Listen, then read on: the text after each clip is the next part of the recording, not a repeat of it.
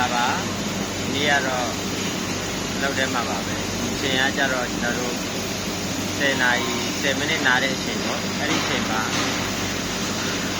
ဒီမော်ဒီလေးစားပါမယ်တနေ့ကိုတစ်မျိုးလောက်ကတော့အနည်းဆုံးစားပေးတင်ပါတယ်ဘာလို့လဲဆိုကျွန်တော်တို့ရဲ့ခန္ဓာကိုယ်အတွက်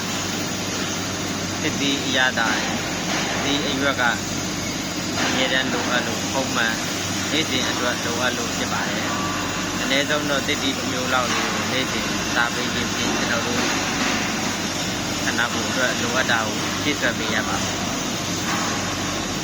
မယ်တုံးဥတို့ဥစားရင်လည်းကောင်းတယ်တုံးဥတို့အာလူတို့ပဲတို့ပေါ့နော်အဲ့လိုမျိုးသီးတွေဥတွေပဲတွေဆိုရင်လည်းအဆင်ပြေပါတယ်ပိုပြီးတော့ကောင်းပါတယ်ကြက်ဥပြုတ်လည်းပိုကောင်းတာပေါ့ဒါပေမဲ့ကျွန်တော်ကတော့သလောတဲ့လိမ္မော်သီးပဲရှိတယ်လိမ္မော်သီးပဲစားပါမယ်